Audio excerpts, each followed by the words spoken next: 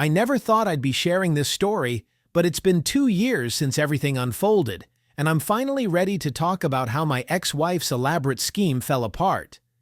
I'm Nathan, 34, working as a biomedical engineer for a pharmaceutical research company in Boston. I'm not super wealthy by any means, but I've done well for myself. Own a modest house in a nice suburb, have some solid investments, and maintain a comfortable lifestyle. Looking back, I can see all the warning signs I missed, but at the time, I was completely blindsided by what was happening behind my back. 3 years ago, I met Vanessa at a charity fundraiser for the hospital where my sister works. She was stunning, confident, well-dressed, and had this magnetic personality that drew everyone to her. She told me she worked in event planning for luxury brands, and we connected instantly over our shared love of travel and hiking. After exchanging numbers, we started dating, and things progressed quickly. Vanessa was constantly telling me how different I was from other guys she'd dated, how she'd finally found someone genuine, and how excited she was about our future together. I now realize these excessive compliments were part of her strategy, but back then, they just made me feel special and valued. I introduced Vanessa to my family and friends about 4 months into our relationship. Most of them seemed to like her, though my brother Ryan mentioned that she asked a lot of questions about my career prospects and financial situation. I brushed it off, thinking she was just trying to understand my work life better. The real red flag should have been meeting her mother, Elizabeth.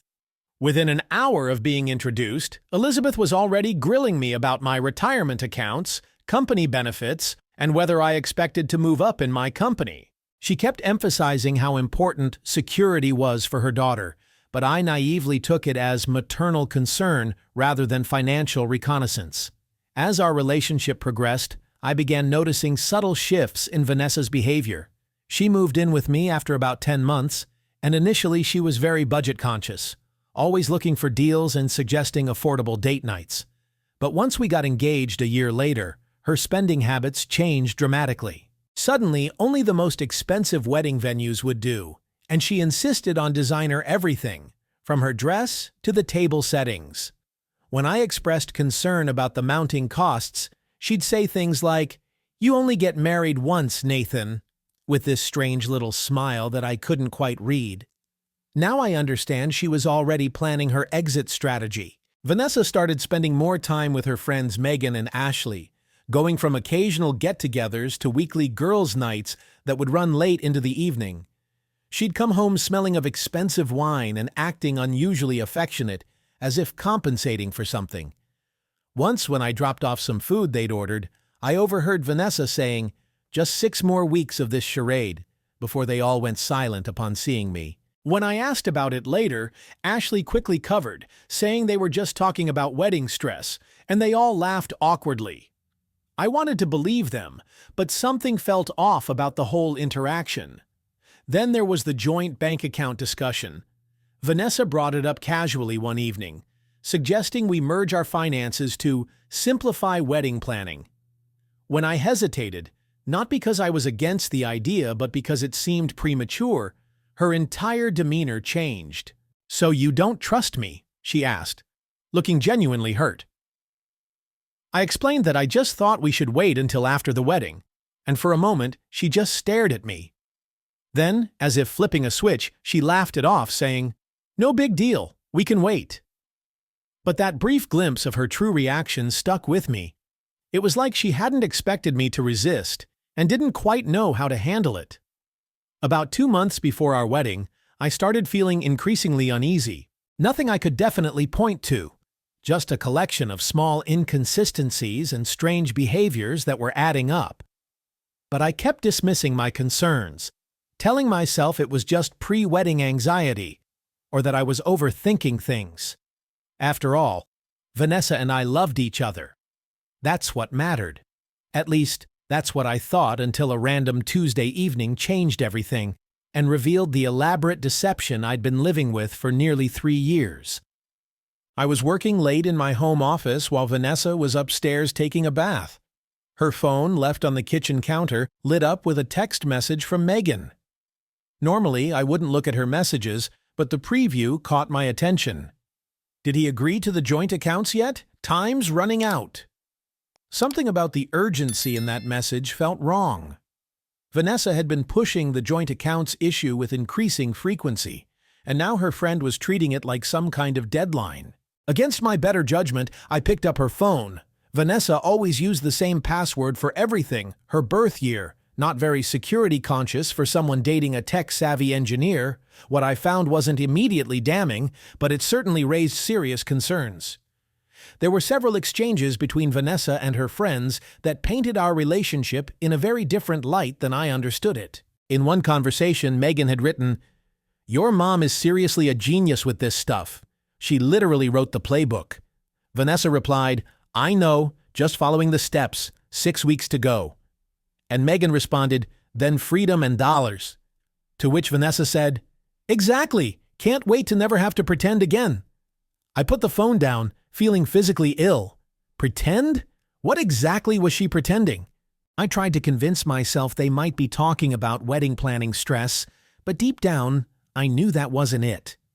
The next day, I decided to pay closer attention to Vanessa's behavior. She seemed normal at breakfast, kissed me goodbye, told me she loved me. But now I was watching with new eyes, and everything felt rehearsed, like she was performing. That afternoon, Vanessa went to her Pilates class, leaving her laptop open on the coffee table. It was my chance to find out what was really happening. Her email was still logged in, and there was a recent message from her mother with the subject line, Phase 3, Final Month. My heart pounding, I clicked on it and read, "Sweetie, you're in the home stretch now. Remember to be extra attentive these final weeks. Make him feel secure. If the prenup conversation comes up, act offended initially, then reluctantly agree if he offers some kind of settlement clause." Jennifer's daughter got $75,000 that way, even though the main prenup held up. Men are so predictable when they think with their hearts. Love you, and so proud of you. I stared at the screen, feeling like I'd been punched in the stomach. This couldn't possibly be real. My mind frantically searched for alternative explanations, but nothing innocent could explain what I was reading. When Vanessa returned from her workout, I pretended everything was normal while trying to process this devastating revelation. That night, she was unusually affectionate, and each "I love you" now felt like a knife twisting in my gut. I lay awake for hours after she fell asleep, staring at the ceiling, my mind racing. I should have been heartbroken, devastated, and part of me was. But more than anything, I felt a cold, calculating anger taking over. Vanessa wasn't getting away with this. Not after 3 years of lies. The next weekend provided the final, undeniable confirmation I needed. Vanessa went to brunch with Megan and Ashley, accidentally leaving her iPad at home. When notifications from their group chat kept appearing on the screen, I couldn't resist looking. There, in black and white, was the entire scheme. Megan, "Just 6 more weeks of this charade, and then you're set for life." Vanessa, "God, I can't wait. Playing the perfect girlfriend for 3 years has been exhausting." Ashley, "You sure this is going to work? What if he fights the divorce?" Vanessa, "Mom says the first month of marriage is key. Be sweet, be loving, then start picking fights around week 3. By week 5, suggest a break, and then divorce. He'll be so blindsided he won't know what hit him." Megan, "And then you get half of everything. House, savings, even his future income." Vanessa, "Half his income for years. Mom did this with her second husband and lived like a queen for a decade." Ashley, "What if he makes you sign a prenup?" Vanessa, "Nathan, LMAO. He's too trusting. He'd never. But if he does, Mom knows how to get around those too. She's done this twice before." 3 years of my life had been nothing but a con.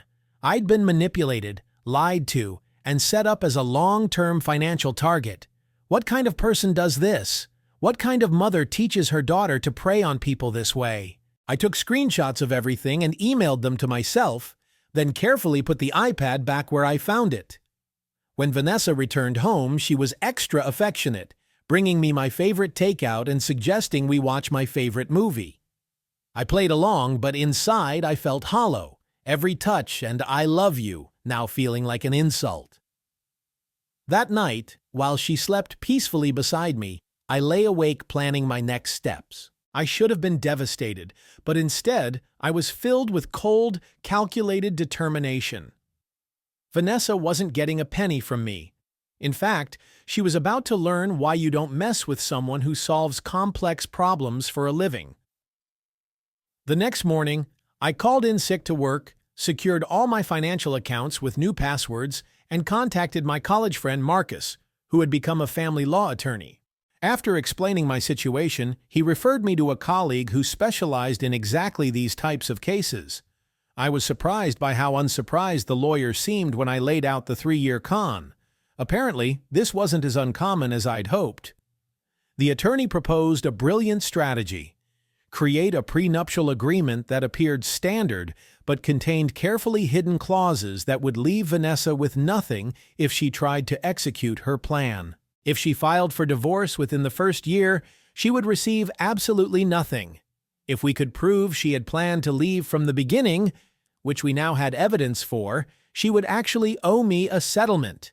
Everything I owned before and during the marriage would remain mine, and if she challenged the agreement, she would be responsible for all legal fees. The challenge, of course, was getting her to sign it. She'd never agree if she knew what it really contained, so we had to make her believe it was a simple formality. That evening, I carefully brought up the subject over dinner. Vanessa was in a particularly good mood, having just ordered some expensive wedding decorations using my credit card. "I was talking with Marcus today," I mentioned casually, pushing food around my plate. "Oh? How's he doing with the house renovation?" she asked, not really interested. "Actually, we were talking about his recent divorce," I replied. "He suggested that maybe we should consider getting a simple prenup, just as a formality." Vanessa's reaction was immediate and dramatic. Her fork clattered against her plate, and within seconds, her eyes were filling with tears. "A prenup?" she repeated, voice cracking perfectly. "You don't trust me?" I had to admire her performance, the wounded innocence, the quivering lip. It was masterfully done. "Of course I trust you, sweetheart," I said, reaching for her hand across the table. "It's just a piece of paper. My lawyer says everyone does it now. It's standard practice, like getting insurance. It's not like we'd ever need to use it." Vanessa pulled her hand away and crossed her arms defensively. "I can't believe you'd suggest this. I thought we were a team." I maintained my calm. "We are a team. This doesn't change anything between us." She was quiet for a long moment, and I could almost see the wheels turning in her head. Under the table, I noticed she was frantically texting someone, probably her mother, asking for emergency advice on how to handle this unexpected development. Over the next few days, I carefully staged several phone calls that I made sure Vanessa could overhear. In one, I said to my imaginary friend on the other end, "Yeah, the prenup is just basic stuff that everyone does. Are you kidding?" I'd never use it against Vanessa. It's actually more to protect her, if anything. I even told my lawyer to add in something nice for her, like a guaranteed cash settlement. The whole thing is just paperwork nobody will ever look at again anyway. She's getting the house if anything happens. I already decided that. Later that evening, Vanessa brought up the subject herself, as I knew she would. "You know what? You're right. We should do that prenup thing, just to be safe for both of us." I pretended to be surprised. "Really? You don't mind?" She gave me that fake smile I now saw right through. "Of course not. I'm not marrying you for your money, Nathan. I'm marrying you because I love you." The lie was so blatant, I almost laughed out loud but covered it with a cough. "Great! I'll have my lawyer add a nice clause for you too, maybe something that guarantees you a settlement no matter what. Would that make you feel better?" Her eyes lit up with naked greed. "You'd do that for me? That's so sweet." What she didn't know was that her protection clause was carefully written to sound significant while being legally meaningless. The language seemed to promise her a settlement, but contained conditions that would never be met in her planned scenario. When she came to the law office to sign the prenup, She barely skimmed the document, just flipped through until she saw her clause was there, then signed every page with a smug little smile. Throughout the meeting, I maintained a neutral expression, but inside I was thinking, "Game on, Vanessa." That night, she called her mother from the bathroom, thinking I couldn't hear. "It's all set, Mom. He even added a settlement clause for me. What an idiot!" I just smiled to myself, thinking, "You have no idea who the real idiot is, sweetheart." With the prenup signed, I quietly continued my preparations, documenting every incriminating conversation, backing up every text where she and her friends discussed their plan, and moving most of my assets into accounts she didn't know about, all legally declared in the prenup, but not easily accessible to her. Meanwhile, Vanessa grew increasingly careless, spending my money extravagantly on wedding expenses, premium everything, top-shelf alcohol, designer dress. When I expressed concern about the costs, she'd say things like, "Don't worry, babe, it's an investment in our future." Yeah, her future cash-out attempt. Her mother Elizabeth was even worse, coming over to our house and talking about renovation plans for after the wedding, discussing knocking down walls and installing new floors like she was already spending my home equity. The month before the wedding, Vanessa barely bothered to pretend anymore, always on her phone, ignoring me unless we were in public. One evening, I caught her browsing luxury vacation rentals in Bali. When I asked about it, she just said, "For after, right?" Probably her post-divorce celebration trip.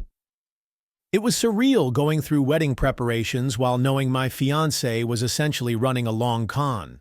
2 weeks before the big day, at our final catering meeting, Vanessa and her mother went wild, ordering extra everything. When I mentioned the cost, Elizabeth patted my hand condescendingly and said, "You can't put a price on happiness, dear."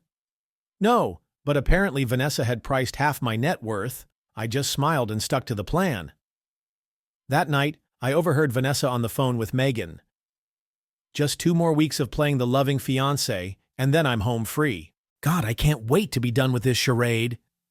I went to bed early, not trusting myself to maintain my composure as I listened to her laugh about me with her friend. Our wedding day finally arrived. I woke up in my hotel room, where I'd stayed the night before at Vanessa's insistence about tradition, and stared at the ceiling for a long time. It was the day I was getting married to a woman who was planning to rob me blind. If someone had told me this would be my reality a few months ago, I'd have thought they were insane. I got dressed in my tuxedo and went through the motions, smiling for photos and pretending everything was perfect. My best man, Alex, kept asking if I was nervous. If he only knew, I wasn't nervous. I was absolutely furious, but I kept it together. The ceremony was at this ridiculously expensive venue that Vanessa and her mother had selected. String quartet, elaborate flower arrangements, premium open bar. They'd chosen every possible upscale option, knowing I was paying for it all. When the music started and everyone stood up, I watched Vanessa walk down the aisle in her designer dress. She looked beautiful, I can't deny that, and to everyone watching, she probably appeared to be a woman in love. But all I could see was the predator behind the smile.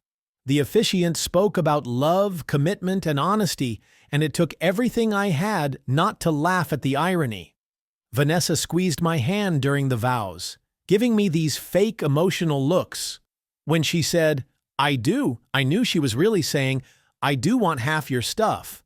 And when I said it back, I was thinking, "I do want to see your face when you realize your plan has failed." After the ceremony, we took more photos, and Vanessa kept whispering, "I love you," and we made it, in my ear.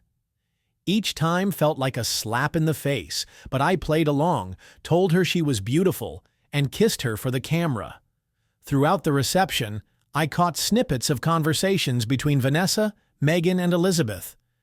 They thought they were being subtle, but I was watching closely. Megan: "You did it.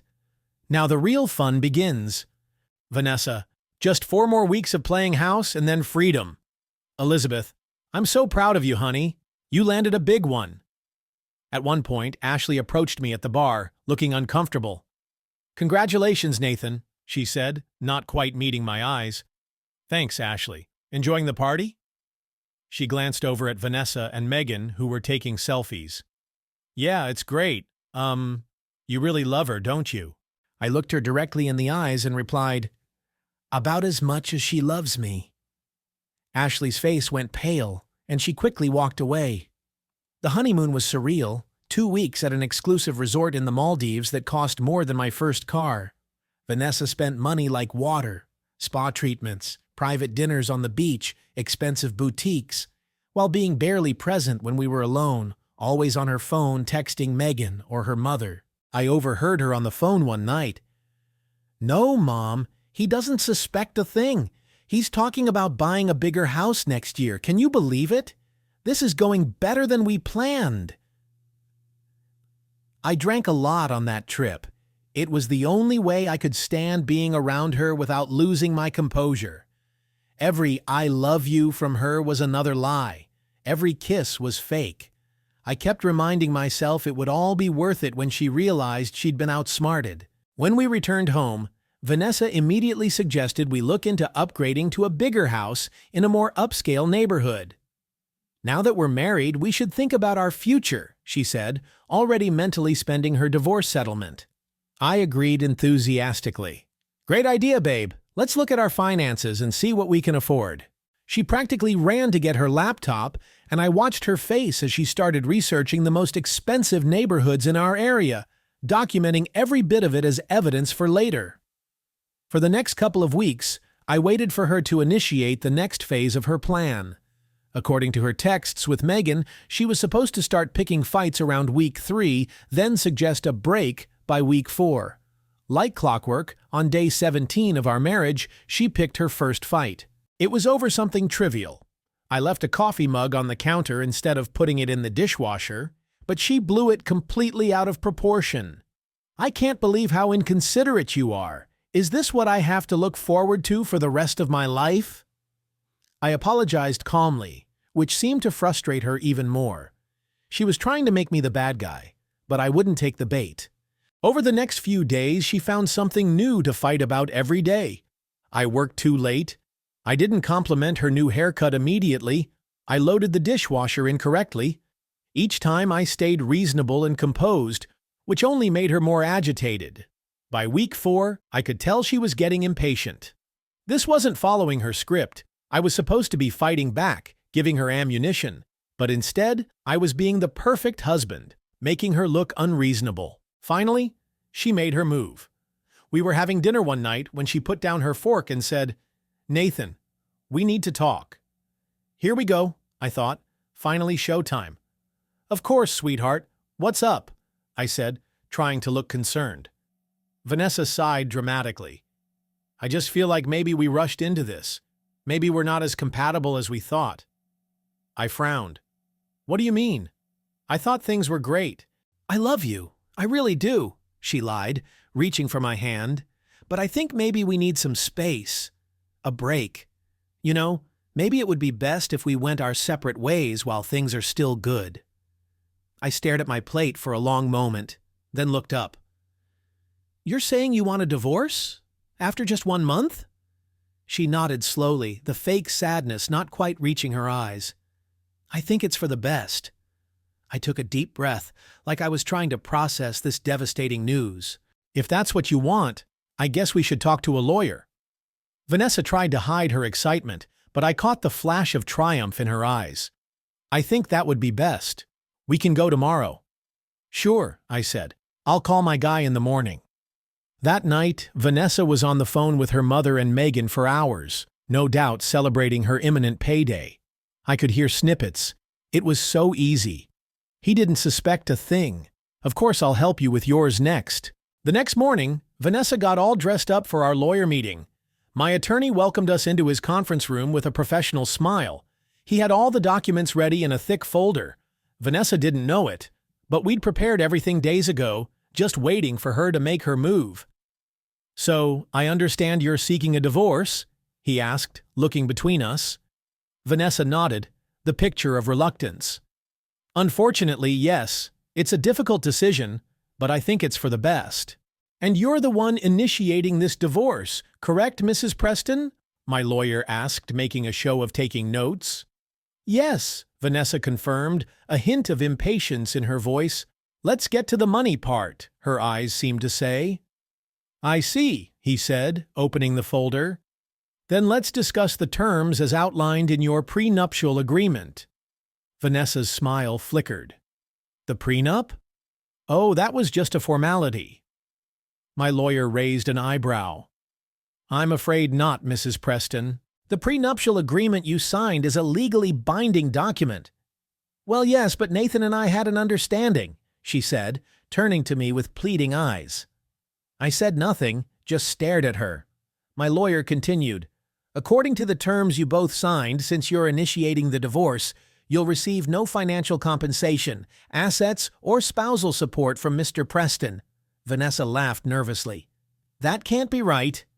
Furthermore, he continued, due to Section 7, the fraud provision— Fraud? Vanessa interrupted, her voice rising. What are you talking about? He slid a stack of papers across the table. We have extensive evidence of your intent to defraud Mr. Preston, including text messages, emails, and witness statements confirming your plan to marry him solely for financial gain, then divorce him after 1 month. The color drained from Vanessa's face.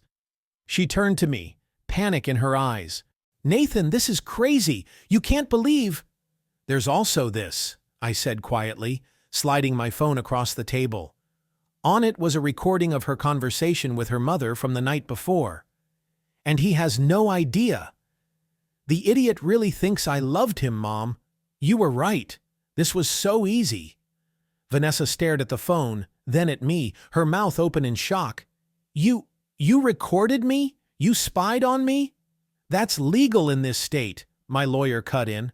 One-party consent. This isn't just about getting nothing, Vanessa, I said, my voice steady. According to the prenup you so happily signed, you actually owe me money for legal fees and damages. She looked like she might throw up. This can't be happening. Oh, it is, my lawyer said, turning to another page. And there's more.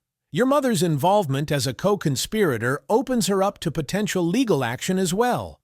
Her eyes filled with tears. Real ones this time. Please, Nathan, we can work this out. I made a mistake. A mistake? I laughed. A mistake is forgetting an anniversary. You planned for months to destroy my life. Her desperation was obvious as she reached for my hand, but I pulled away. She'd wanted a divorce, now she had it, and she was leaving with even less than she came with. My lawyer slid a settlement offer across the table. Sign away any claim to marital assets, cover my legal fees, and we wouldn't go after her or her mother for fraud. Since Vanessa had no real legal recourse, she signed the papers the next day. Her mother tried threatening legal action for the recordings, but backed off quickly when my lawyer mentioned her own incriminating texts about her proven method that had worked on 2 previous husbands. The fallout from Vanessa's failed scheme was swift and dramatic. Word got around quickly.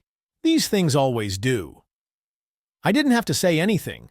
The truth had a way of spreading on its own. Vanessa's friends disappeared first. Megan blocked her everywhere once she realized there'd be no divorce payday to celebrate.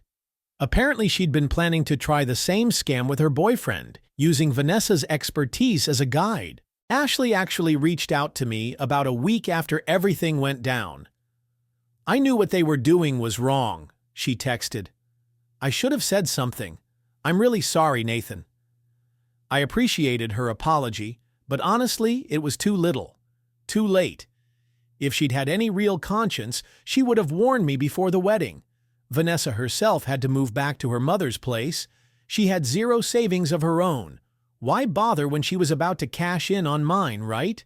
She tried calling me a few times, but I blocked her number. Whatever she had to say, I didn't want to hear it. The strangest part was how her social media went from blessed newlywed to complete silence overnight. Later, I heard through mutual friends that she'd been too humiliated to face anyone online. Elizabeth tried damage control, telling people we'd had a mutual change of heart after the wedding, but nobody bought it, especially after Vanessa's former roommate from grad school, who apparently had also been scammed by Vanessa for rent money, got wind of what happened and started sharing her own stories.